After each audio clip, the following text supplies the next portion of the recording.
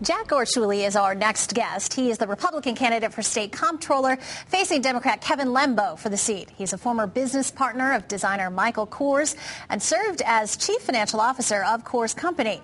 Orchulli also ran against Senator Christopher Dodd for his U.S. Senate seat in 2004. Thanks so much for being here. Well, I appreciate you inviting me. Thank you very much. You're welcome. Glad to be here. So from U.S. Senate to comptroller, that's quite a jump. Well, my goal was to give back in service to my country and to do what I can for Main Street.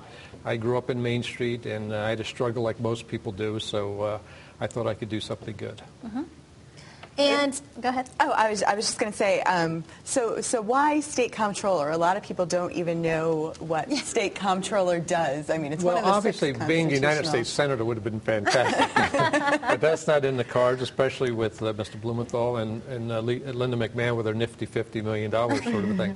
But state comptroller pretty much dovetails with what I'm all about. Mm-hmm. I had been the CEO and chief financial officer at Michael Kors for 22 years. I helped grow the company from scratch. And year in and year out, I had to balance a budget. I had to run the operation very efficiently and create jobs. And in order to do that successfully, you have to make some tough decisions.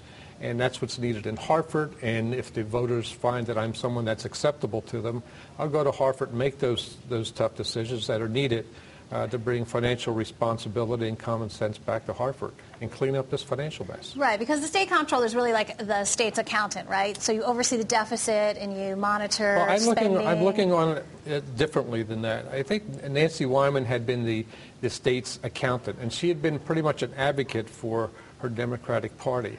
I'm going to look on it as the chief financial officer. Mm-hmm. I'm going to look at all expenses and programs and see where I can help the legislature then and the governor having all these facts to balance the budget without more taxes and without more debt. And where I see politicians and bureaucrats continue to make irresponsible decisions and wasteful decisions with the taxpayers' money, I'll call them out on it. I'll put the spotlight on them and say, hey, this is not right. These are the facts. This is what should be done for the people of Connecticut. And that's how I'm going to approach it. And I intend to be the advocate for the taxpayers of Connecticut, not for Republicans, not for Democrats, not for special interests, but finally the taxpayers will have a seat at the table when decisions are being made. So what is the biggest difference between you and Mr. Lembo? Well, loads of difference from the perspective of experience. You know, day in and day out for 22 years, I ran a business. With a number of employees. I had to make administrative decisions, budget decisions, and Mr. Lembo pretty much has been a spokesman in the Comptroller's office. He had been a spokesman and traveling companion for the Lieutenant Governor of New York when he worked there, and he's been a spokesman. I don't know that he really has run anything or had any major administrative abilities. Originally, he said that he was an assistant comptroller, and then he had to correct that, saying that he's an assistant to the comptroller. So what has he really done administratively? He's a bureaucrat. I'm a business guy. That's the big difference. Can you tell us an example maybe of something that you did at the Kors Company that was, a big issue that you... Oh, constantly there's issues. You know, when you run a company like a fashion business, mm-hmm. You know, it's very tenuous, especially in the earlier years. You have to be right on with expenses, and you can't daydream and think things are going to get better, and you have to be on top of your budget. When I had financial people reporting to me and presidents of different divisions reporting to me, and when they had ideas and programs, I had to take a hard look at them to see whether they really made sense, to see whether they'd be viable going into the future. And I felt that I had a responsibility not just for myself being the partner of the company, but also for all of our employees. You know, we had people from all walks of life. It was really Main Street personified. Mm-hmm. Christians, Jews, Muslims, people from everywhere. And I felt I had a responsibility to these people. And my responsibility is making the right decisions. I'm trying to understand the difference between business and government here, and the Comptroller's office really doesn't have any power to hire or fire employees. Well, the Comptroller's office has 251 employees. Okay, so you're administrating those folks. You have a IT division and the administrative section, which is a mess at the Comptroller's office at this point. Administratively, I've run things very efficiently when I was in business. And again, I've had to make the hard decisions. But I intend to, being the chief financial officer for Connecticut, I'm going to be transparent to the taxpayers. I'm going to look at the unvarnished facts, and my pulpit's going to be speaking out for waste in government. And I think that could be a strong message in this day and age when waste in government has led to an environment where businesses aren't thriving in Connecticut and jobs are disappearing. We have to change that, and it starts at Hartford with an efficient government. So it sounds as if you're looking for the Comptroller to play an increased role. Oh, definitely. And the Comptroller should play an increased role.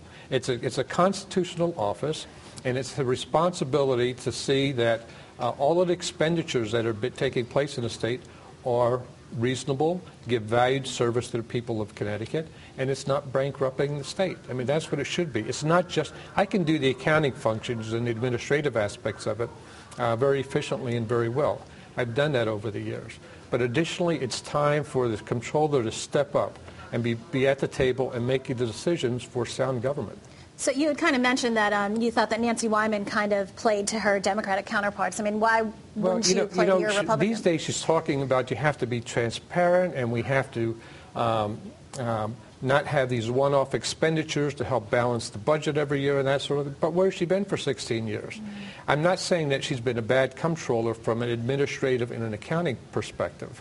But has she spoken out to the public and saying, hey, look at the legislature and the governor. They're spending expenses of increases of 8% a year when the constitutional amendment of 92 said, based on that, they should be spending 3% a year. Mm-hmm. They've done all of these off-book expenditures, which they shouldn't have been doing. Recently, they said that the last fiscal year ended with a $300 million surplus. And everyone should say, gee, that sounds great. But if I was the comptroller, I'd say, God, we only have $300 million left. We had borrowed $1 billion. We used up $1.3 billion in rainy day funds. We got several $100 million from the federal government in stimulus money. We deferred paying $100 million to the pension funds, and we only had $300 million left. Mm-hmm. We're in big problems. We have a big difficulty here. Instead, they're saying, hey, we have $300 million. All right. Well, it was interesting talking to you. We look forward to hearing more from you in the months to come. Thanks for coming up from Fairfield to spend some time with us. I know it's a difficult ride. Terrific. Thanks a lot. Don't forget, if you missed something here on The Real Story, you can now watch it online by going to fox61.com. You can also catch us on YouTube. Thanks so much for watching this week's edition of The Real Story. We'll see you here again next week.